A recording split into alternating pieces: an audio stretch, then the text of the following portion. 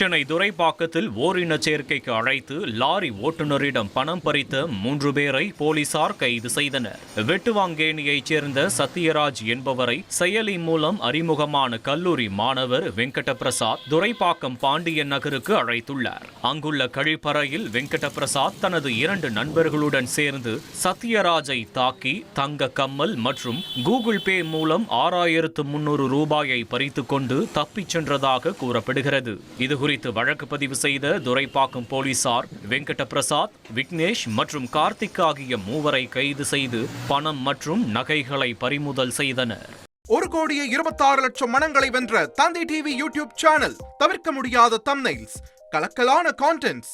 நீங்களும் இந்த குடும்பத்தில் இணைய இப்பவே சப்ஸ்கிரைப் பண்ணுங்க.